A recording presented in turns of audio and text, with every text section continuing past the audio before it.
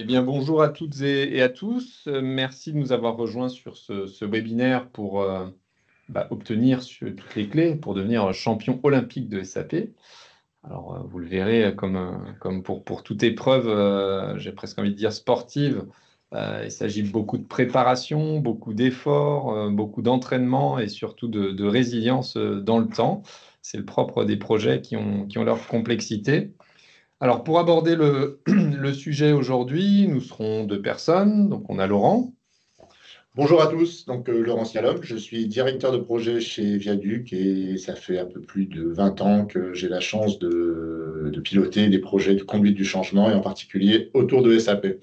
Voilà, et pour ma part, Richard Liria, donc je suis directeur général adjoint de Viaduc et j'ai en charge notamment le partenariat avec l'éditeur. Alors, Viaduc, pour ceux qui ne nous connaissent pas, est une structure dédiée à l'accompagnement des entreprises et des organisations dans leur transformation. SAP étant l'un des enjeux majeurs de transformation de bon nombre de ces entreprises et organisations, notamment jusqu'à 2030, qui est une date butoir pour tous ceux qui ont l'occasion de se projeter dans une migration vers SAP S/4HANA. On aborde les sujets de transformation selon quatre axes principaux, celui de gérer les grands projets de transformation. On va mobiliser des équipes pour piloter ces changements et mobiliser toute une série de concepteurs pédagogiques, de communicants, de formateurs, de gens pour accompagner l'utilisateur final. On va bien sûr mener à leur terme des actions de formation pour assurer la montée en compétences des utilisateurs. On va mobiliser les compétences d'un studio digital, on appelle l'atelier chez nous en interne, qui va pouvoir créer des contenus pédagogiques, communicants digitaux. Et puis, on a également capacité, lorsque c'est nécessaire, parce que c'est parfois le cas dans certains projets, de détacher des expertises ponctuelles pour compléter un module particulier. On l'a fait récemment, par exemple, sur du REFX, qui est un module assez rare dans SAP et qui nécessitait un accompagnement particulier.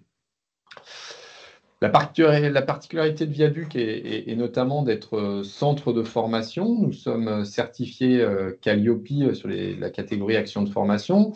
L'avantage de cette démarche, c'est que ça nous permet de vous proposer des formations qui peuvent être financées, on fait appel aux OPCO, à Pôle emploi, des différents types de subventions de l'État qui, lorsque l'on est certifié Calliope, permet d'obtenir un financement de ces actions de formation pour qu'elles puissent être opérées à coût zéro ou presque. Voilà, donc ça, c'est un avantage non négligeable et qui, parfois, lorsque l'on aborde certains projets dont on va dire, l'enveloppe économique est significative, cet axe de formation permet de diminuer une partie de cette charge en s'appuyant sur les dispositifs de collecte en place. À savoir que sur ces actions de formation, on les présente de tout type. Ça peut être de l'inter-entreprise, de l'intra-entreprise. On est capable de proposer des formations de catalogue ou sur mesure, en présentiel ou à distance, avec la possibilité également d'introduire ce qu'on appelle le blended learning, c'est-à-dire un mix de pratiques d'apprentissage qui embarquerait du digital, du présentiel, voire même certaines approches gamifiées, puisqu'on en est capable. Et on fait tout ça en ayant une particularité très forte, c'est de détenir une expertise autour de SAP, puisqu'on est SAP End User Education Partners, qui, à ce titre, nous donne la capacité de revendre l'intégralité du catalogue de formation SAP ou de proposer également nos formations sur mesure adaptées aux besoins qui sont les vôtres. Voilà, l'idée est de passer un petit peu de temps ensemble pour se concentrer sur ce qui permet de réussir une conduite du changement au sens large sur SAP. Alors, vous êtes aujourd'hui connectés aussi bien des utilisateurs finaux, des clients, que des cabinets de conseil. On a pas mal de gens de l'accompagnement qui nous ont rejoints. Il y a des indépendants. On a pas mal de monde qui représente, on va dire, la variété de l'écosystème SAP. Et donc, l'idée, c'est de partager avec vous comment, tous ensemble, on a possibilité à s'agréger derrière un projet de migration en se concentrant sur quelques points clés pour réussir cette transformation. Alors, le premier des points, Laurent, je vais te laisser la parole, c'est celui de fiabilisation des processus. D'accord. Merci Richard. Alors, puisqu'on est sur le thème des JO, en fait, on a voulu faire un focus sur 4 E qu'il faut pouvoir enjamber pour réussir votre projet. Les quatre E, si j'ose dire, c'est les processus dans un premier temps, la, la matrice de conduite du changement, la formation et globalement la pérennisation de votre processus de formation. Alors sur le premier point, on a un credo qui est que globalement, vos processus, avant de démarrer tout projet, doivent être fiabilisés. C'est vraiment, on l'a constaté à travers de nombreux projets, les processus, globalement, c'est la cartographie de votre projet. En règle générale, ils sont réalisés à partir des spécifications détaillées et ils traduisent l'organisation cible. Et donc, en fait, une fois qu'ils sont formalisés et surtout une fois qu'ils sont validés, ils permettent à toutes les parties prenantes d'avoir la même feuille de route. Et surtout, ça évite de limiter les discussions et les arbitrages. On l'a rencontré à plusieurs occasions. Lorsque les processus sont fiabilisés, en fait, les projets se passent très bien et se passent de façon très fluide. A contrario, lorsqu'on rentre sur un projet où ce n'est pas tout à fait encore stabilisé, il y a des sables mouvants et là, globalement, c'est là où on rencontre des difficultés. Pardon. Donc, quand je parle de modéliser l'ensemble des processus, en fait, il y a plusieurs outils pour ça. Je pense en particulier à Signavio dans le cadre de SAP. Et en fait, lorsqu'on parle de modéliser, il faut, dans un premier temps, utiliser la bonne terminologie des métiers concernés. Il faut être le plus précis possible pour descendre jusqu'à l'acte de gestion. Il faut être totalement exhaustif sur la cible et surtout également intégrer l'écosystème autour de SAP. Donc voilà, ça c'est le volet modélisation. Il faut que ces processus soient compréhensibles par l'ensemble des parties prenantes, que ce soit la gouvernance, que ce soit les responsables de stream, les métiers, voire les utilisateurs finaux.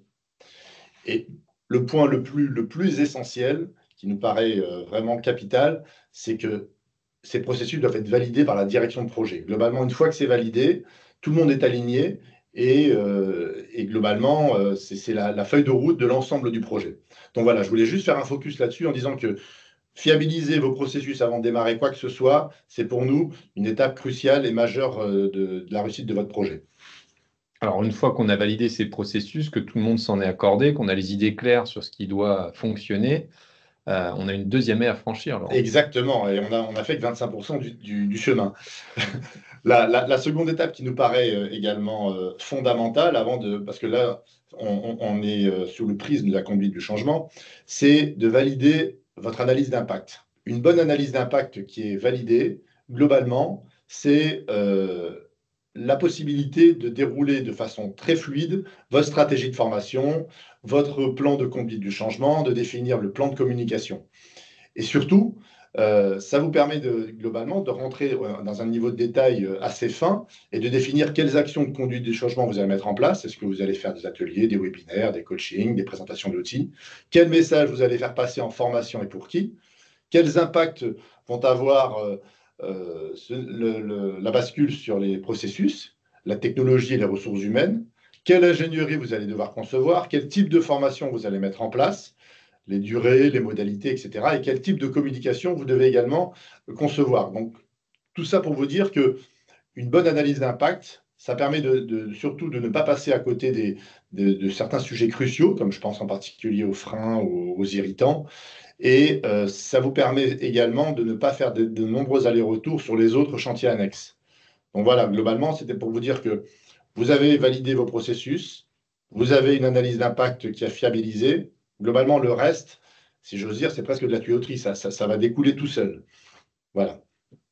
Donc là, on s'est relevé, on a franchi les deux premières haies. Normalement, on est lancé dans la course. Je ne sais pas si on a fait 25% ou 50% de l'effort. On a fait presque 50% globalement sur du dispositif de conduite du changement. Et on peut continuer la course. On peut continuer. Et là, en fait, on arrive à un point qui est essentiel. C'est là où vous allez globalement savoir si vous allez franchir la ligne d'arrivée en tête ou non. C'est que vous avez 3 points sur lesquels il faut être très vigilant. D'abord, l'ingénierie de formation. Il s'agit de concevoir une ingénierie de formation adaptée à chaque métier qui intègre, la complexité des sujets à traiter, la fréquence d'utilisation de SAP et l'accès à la documentation.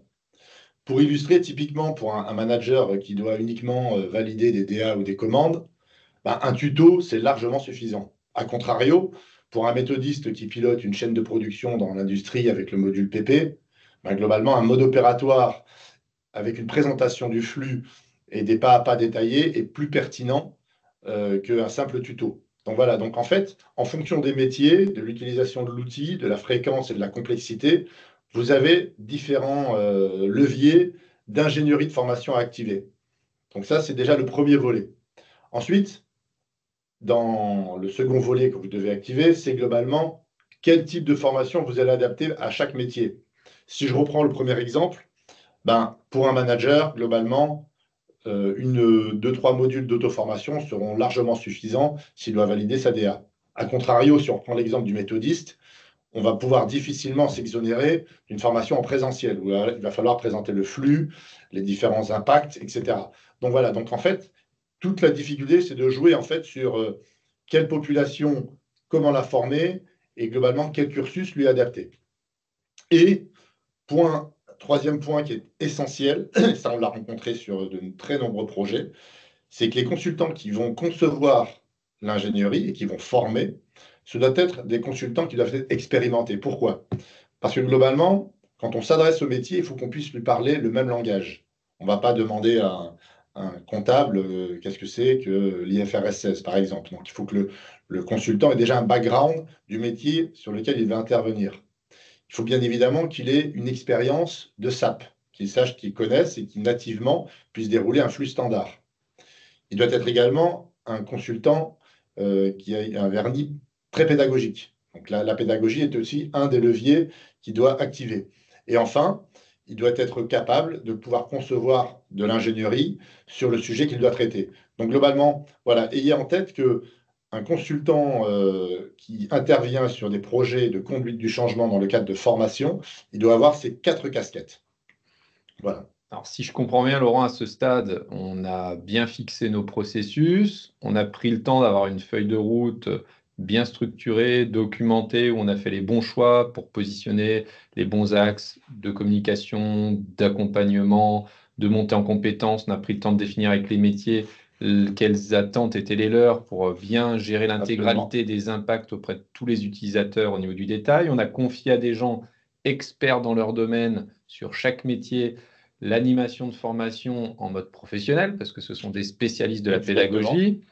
Et donc, à ce stade, normalement, on est prêt pour le go live. Oui. On opère une bascule sur le nouveau système.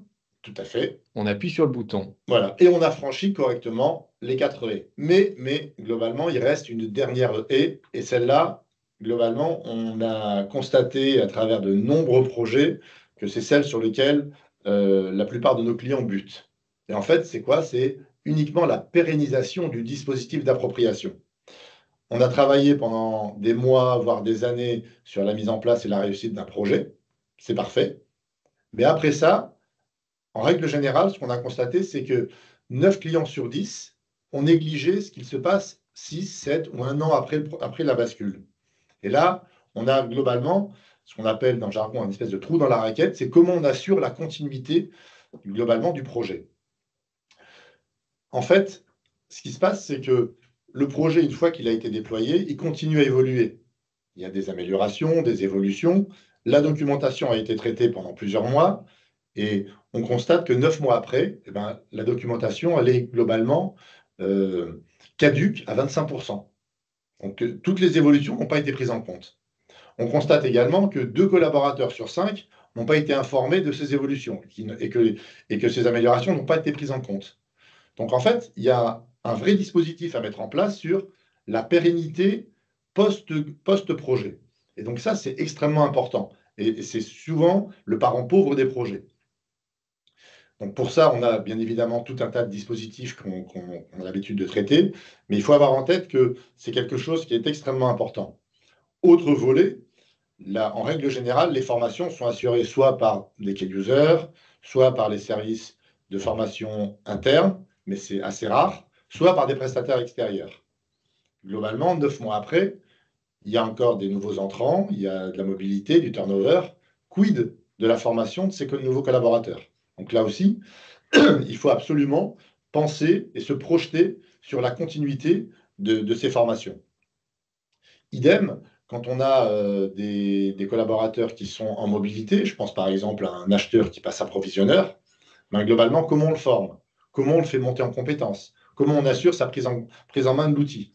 Donc c'est ce qu'on appelle, un peu dans le jargon, tout ce qui relève de la tierce maintenance formation post-projet. Et donc ça, encore une fois, c'est un des parents pauvres de la plupart des projets sur lesquels nous sommes intervenus. Et il faut avoir cette vision de se dire que le projet existe, mais il continue à vivre. Donc, dans cette perspective, voilà, il faut qu'on puisse embrayer sur plusieurs années, de façon à ce que tous les travaux qui ont été menés préalablement puissent se poursuivre correctement. D'accord. Donc ça, généralement, ça se passe par la mise en place de tout un dispositif pérenne qui peut prévoir le onboarding, qui peut Absolument, prévoir la mise à jour tout à fait. de l'ensemble de ces matériaux. Alors, la chance chez Viaduc, c'est qu'on a eu l'occasion d'accompagner de nombreux clients. On a choisi ici de faire un focus sur deux références. La première, c'est une que tu connais très bien, Laurent, pour l'avoir portée. C'est celle du client Enedis qui s'était lancé dans un grand projet. Anaïs, Mhm. si tu peux nous le présenter. En fait, le projet Analyse, c'est la bascule, et c'est ce qui se passe depuis 3 4 ans, la bascule de CC6 vers SAP S/4HANA. Et donc là, dans le cadre de ce projet, on a eu face à nous un périmètre très large qui allait des achats jusqu'à REFX, tu en as parlé tout à Mhm. l'heure. Pardon. Et donc, pour globalement 6 streams métiers, 6 à 8 streams métiers qui ont été impactés. Donc, les streams plutôt classiques, la compta, les achats, les ventes, le contrôle de gestion, etc. Et globalement déclinés en 46 métiers différents. Donc, 46 métiers pour lesquels il fallait concevoir de l'ingénierie, concevoir des parcours de formation, donc on est parti sur une optique blended learning, et globalement pouvoir accompagner l'ensemble de ses collaborateurs. Donc, on a travaillé préalablement avec un cabinet qui avait commencé à travailler sur les analyses d'impact. Donc, on les a rejoints, et on a travaillé de concert pour fiabiliser cette fameuse analyse d'impact qui nous est chère. Métier par métier. Métier par métier, absolument, avec globalement des interviews, enfin tout ce qui relève de l'analyse d'impact. Et à partir de là, une fois que cette analyse d'impact a été fiabilisée, on a récupéré également ce qu'on appelait la matrice de formation qui avait été pré-travaillée. Et là, on l'a affiné. On l'a affiné pour aller jusqu'à un niveau de détail qui était globalement le timing, le contenu précis de chaque parcours de formation. Chaque parcours de formation qu'on a décliné des fois en 6 7 modules de formation qu'il a fallu mettre en place. Donc, on s'est attelé d'abord à fiabiliser ça, qu'on a fait valider par le métier. Et ça a été notre feuille de route. À partir de là, nous avons conçu l'ensemble de l'ingénierie pédagogique, c'est-à-dire que on a à peu près fait une cinquantaine de modules d'e-learning, on a fait une trentaine de supports de formation, on a fait plus de 50 modes opératoires, des mémos, on a même retravaillé également, c'était un des cas, tout à l'heure on évoquait les problématiques de fiabilisation des process, on a retravaillé également les process parce qu'on était sur des choses un peu mouvantes, donc on a fait des allers-retours, on a perdu un peu de temps avec ça, mais globalement on est arrivé à un périmètre qui a été stabilisé. Et puis, on a accompagné l'ensemble de ces 1800 collaborateurs sur une période de 2 mois formés. Donc, c'était une période dense. Et on s'est attelé également à travailler sur les aspects logistiques, peut-être qu'on en reparlera après. Et nous avons accompagné ces 1800 collaborateurs, donc déclinés sur 56 profils métiers. Et puis, ça s'est bien passé puisque on a mis en place également tous les leviers dont nous avons parlé, c'est-à-dire que les formateurs qui sont intervenus, c'était des gens du métier, qui parlaient le même langage, qui étaient des professionnels de la pédagogie. Et c'est pour ça que globalement, les retours que nous avons eus sur du EVAD, qui est notre petit outil d'évaluation à chaud, ont été excellents sur des retours près de 92 à 93% de taux de satisfaction. Et le volet logistique que tu évoquais, il a consisté en tant que Alors, typologie d'action? c'est aussi dans le volet logistique, c'est aussi un des parents pauvres des projets de formation. Il y a 2 axes. Le premier, c'était le pilotage et la gestion de l'environnement de formation. Et le second, c'était tout ce qui a trait à l'organisation des formations, que ce soit à distance ou en présentiel. Donc pour ça, on a une structure qui est bien rodée à ce type d'exercice, avec des assistantes dites assistantes de logistique qui ont organisé la réservation des salles, l'envoi des convocations, la mise à disposition de la doc, les relances, les inscriptions et Les annulations? les annulations, oui, et les reports. Donc voilà, il a fallu gérer tout ça et en parallèle, comme je le disais, c'était la gestion des environnements de formation qui, avec SAP, pour plus de 1800 collaborateurs à former, était assez compliqué. Voilà. D'accord. Alors, il y a un deuxième cas client dans le secteur de l'énergie qu'on peut vous partager. Là, on parlait d'un projet européen où le client s'était lancé dans la mise en place également de SAP S/4HANA en remplacement de son système précédent. Et il reposait en fait ce déploiement sur la mise en place d'une solution cœur qui était déployée auprès de 5 pays et qui nécessitait des adaptations pour des prises en compte de spécificités locales.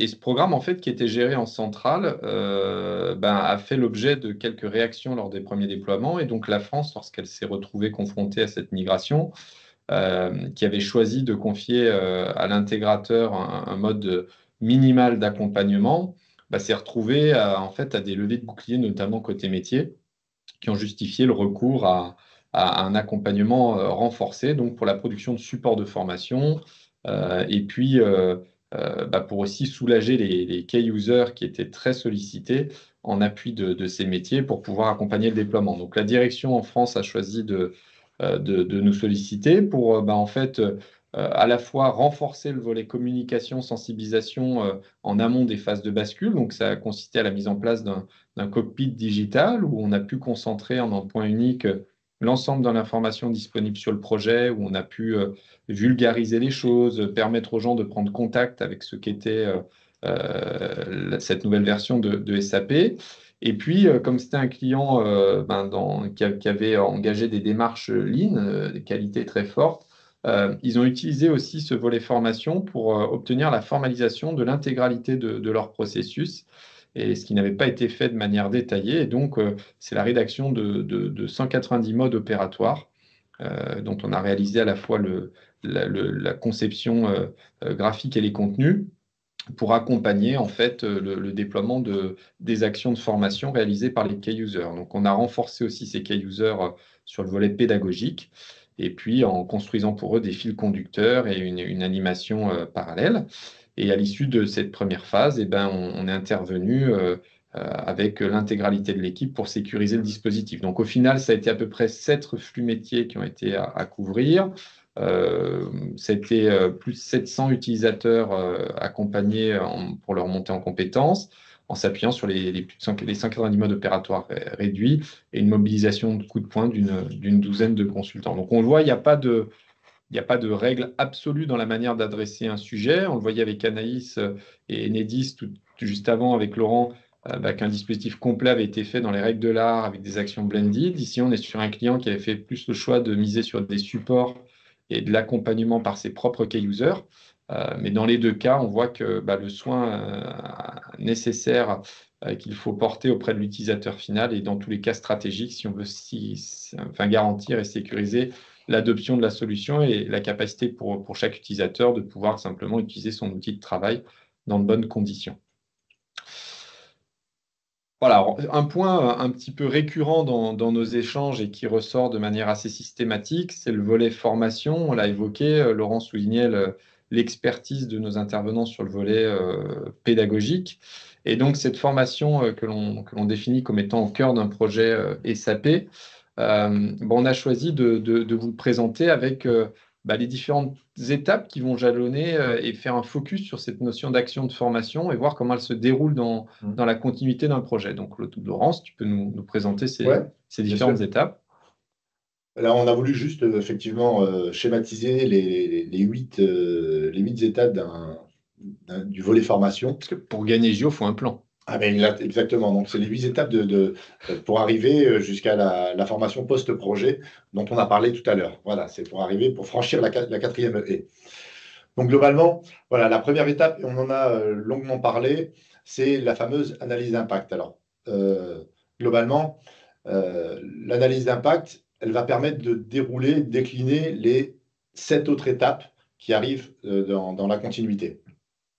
Une fois que celle-ci est, comme on l'a déjà évoqué, bien validée, on a effectivement les délais, les besoins en formation, en communication, tous les changements potentiels, tous les messages à faire passer, tout ce qui relève globalement de l'ingénierie à construire. Donc, cette analyse d'impact, une fois validée, elle va nous permettre de définir ce qu'on appelle la stratégie de formation. Dans la stratégie de formation, on s'attelle essentiellement à dire pour chaque métier, quelle modalité de formation on va mettre en place, quelle sera la durée des formations, quel parcours. Donc, on est souvent dans la plupart des cas, sur des moyens blended learning, quels moyens on va mettre en place, et surtout, on va définir également quel planning. Nos interlocuteurs privilégiés pour travailler sur ces stratégies de formation, c'est bien évidemment les métiers, les responsables de conduite du changement, bien, ils sont de facto systématiquement impliqués, et les services RH.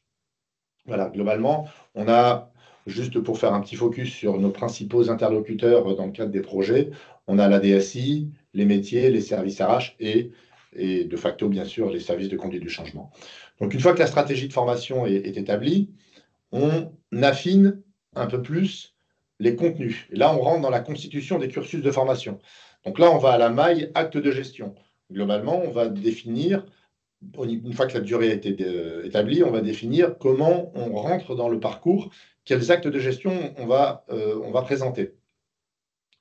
Ensuite, une fois que ça, c'est ce qu'on appelle la matrice de formation, une fois que celle-ci est établie, on s'attelle à rédiger l'ensemble des supports. C'est le volet 4, l'ingénierie de formation. Donc là, le panel est très large. On a des modules d'auto-formation qu'on peut réaliser avec Scène lorsque c'est nécessaire par rapport à une demande client. Ça peut être aussi avec notre studio digital qui travaille avec des outils beaucoup plus pointus, et en particulier avec les outils d'Adobe, Captivate, Articulate, etc. On rédige également des modes opératoires, des mémentos d'ergonomie, des processus. Donc là, on rentre vraiment dans tout l'aspect ingénierie de formation. Ouais, sachant que dans Scène, ça comprend aussi bien la capture de vidéo, la génération de tutos ou la co-navigation dans Tout à l'application fait. avec l'aide à la scénarisation de ces moments clés à accompagner. Exactement, exactement.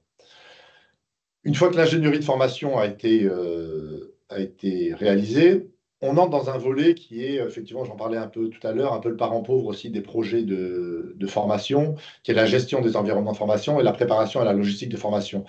Il faut savoir que pour les environnements de formation, au niveau de SAP, il y a plein de stratégies différentes. Là, tout à l'heure, on parlait d'Enedis avec 46 métiers. Ben, il a fallu, sur les 46 métiers, qu'on puisse former une vingtaine de métiers en présentiel. Donc, qui dit former des gens en présentiel, dit avoir un accès à un environnement de formation, avoir des données qui soient pertinentes et pouvoir rejouer ces mêmes données. Donc là, il y a des stratégies différentes à mettre en place. Donc, on travaille beaucoup sur ces volets-là, sur le rafraîchissement des mandants, sur tout un tas d'alimentation des environnements de formation et sur le volet logistique, qui est globalement toute la mise en place de la dispense de formation. Ensuite vient le moment crucial de la période de formation, qui est la dispense des actions de formation. Donc, on dispense en présentiel, on dispense en distanciel, on fait des coachings individuels, on fait des webinaires, et tout ça, on travaille également souvent sur les premières sessions en co-animation avec le métier. Car il y a une dimension métier, même si on commence à l'acquérir de façon importante au moment de la rédaction des supports, les premières animations, souvent, on demande à le faire en co-animation avec le métier, de façon à ce qu'il y ait une fluidité entre les participants et nous-mêmes. Ensuite, vient ce qu'on appelle tout le suivi des actions de formation. Alors pour ça, on a aussi des outils. Pour ça, on a notamment nos propres outils qui permettent d'effectuer des rex à chaud, des rex à froid. On a des plateformes dites de plateformes de LMS qui nous permettent également de gérer l'ensemble des parcours de formation, et quand c'est en blended learning, c'est donc d'autant plus important. Et ces outils-là également nous permettent de faire des actions correctives si c'est nécessaire. Et après vient le dernier volet, c'est la mise en place du dispositif de formation post-projet, là où on s'attelle globalement à mettre en place tout le dispositif dans le cadre de la formation des nouveaux entrants, dans le cadre de la mobilité, dans le cadre de la reconversion, dans le cadre de la mise à jour des supports de formation, dans le cadre de l'intégration des évolutions, de la formation des évolutions et de la redescente d'informations auprès des collaborateurs. Donc voilà, tout ça pour vous dire que la formation, c'est quelque chose qui est compliqué, c'est pas quelque chose qui s'improvise, et que c'est un processus qui est maintenant chez nous bien rodé, et qu'on a voulu juste illustrer à travers cette slide sur les 8 étapes. Voilà, où on retrouve les 4 points clés qui étaient Absolument. d'avoir Tout ça est un puzzle, en fait. des processus bien maîtrisés pour bien arriver à identifier les impacts, une organisation de la logistique d'action de formation en amont et son ingénierie surtout, la conduite proprement dite de l'action de formation, Tout à fait. très importante, et puis surtout la suite post-bascule à ne pas rater également pour pas que l'utilisateur se sente démuni du jour au lendemain, et puis que les nouveaux arrivants bénéficient aussi d'un accueil et de l'accompagnement nécessaire pour utiliser cet outil de travail. Alors, on a choisi aussi de vous montrer quelques petites choses qui existent pour que vous puissiez matérialiser ce qu'il y a derrière tout ça. Donc, la première, c'est notamment de pouvoir vous partager typiquement un environnement dédié à la montée en compétences sur SAP. Vous retrouvez ici voilà, une plateforme qui est dédiée avec des contenus particuliers. On va retrouver par exemple comme ça en entrée capacité à partager une vidéo de présentation de SAP. Connaissez-vous SAP ?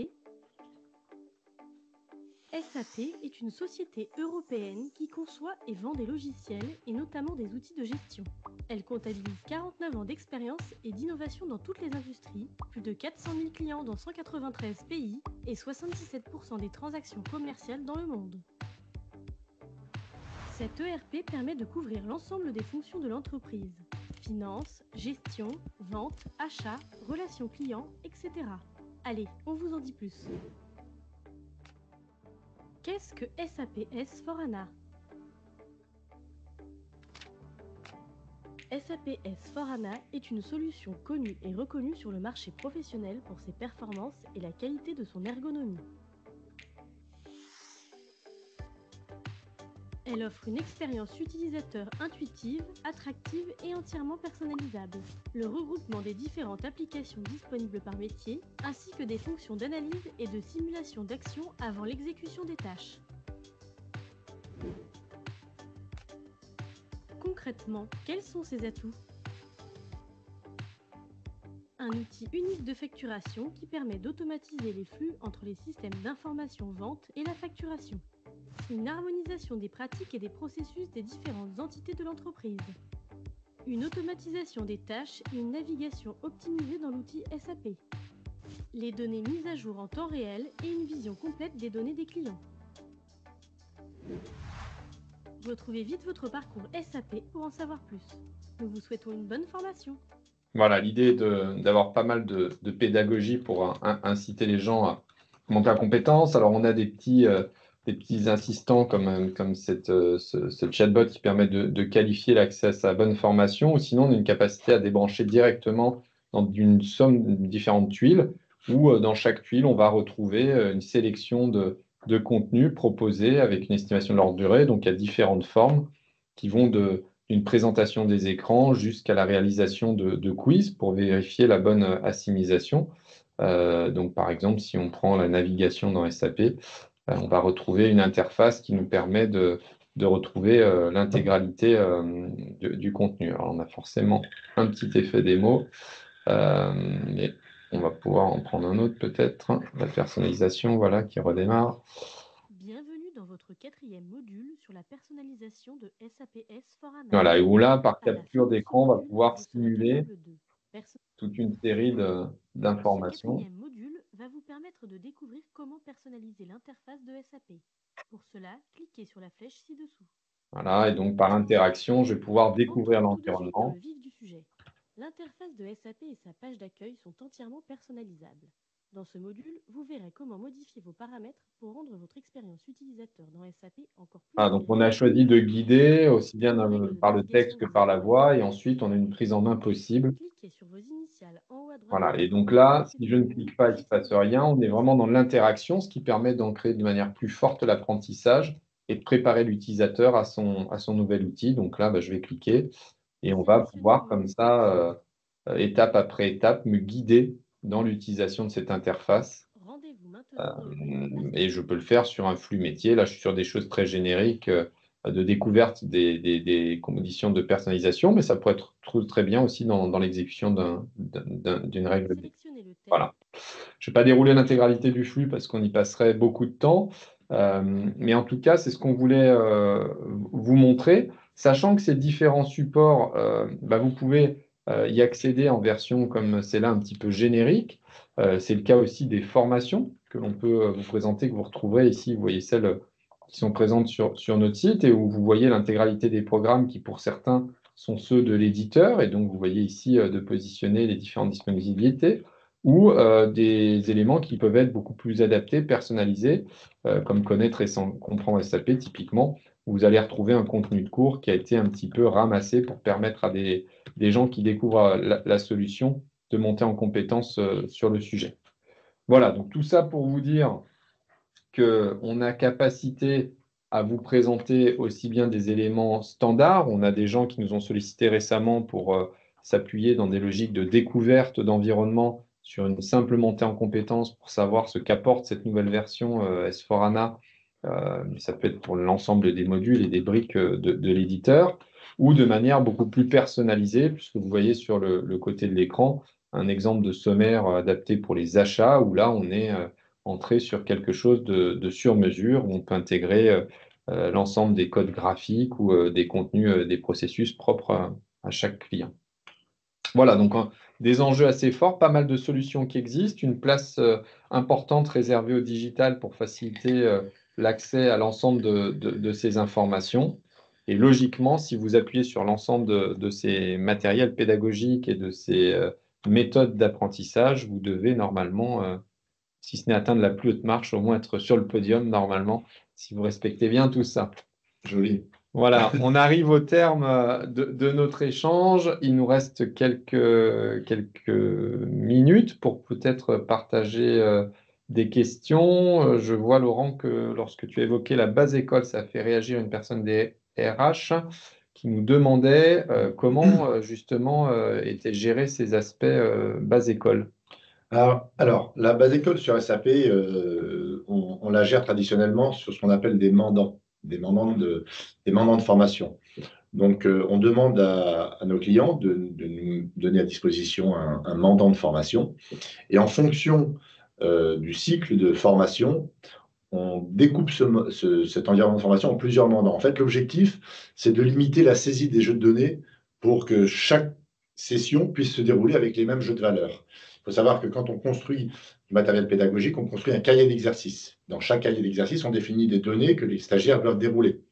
Et donc, quand ces données sont utilisées, ben, le groupe qui suit ne peut pas utiliser ces mêmes données. Donc, en fait, il y a toute une stratégie qui permet de dire, selon le planning de formation, est-ce qu'il faut séparer cet environnement de formation en plusieurs mandants et ensuite le rafraîchir à une cadence qu'on définit.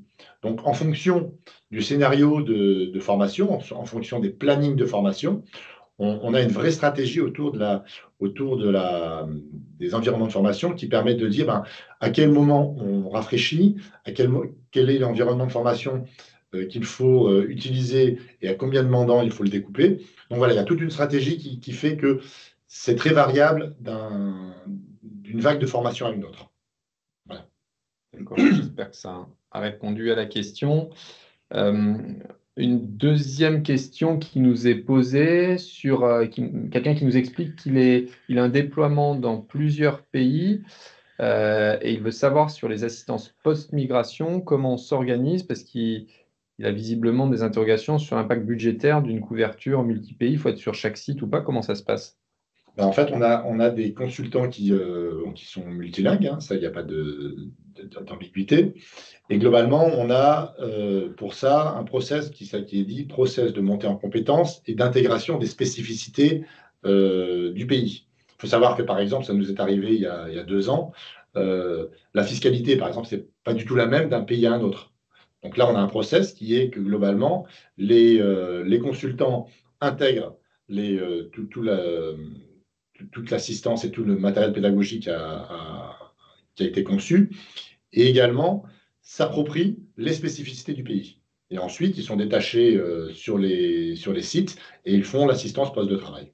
D'accord. Et c'est la localisation. Alors, tu mets quelqu'un sur chaque pays ou est-ce que c'est une structure centrale avec capacité à les solliciter? Comment on les appelle? En fait, ce sont ce qu'on appelle des assistants.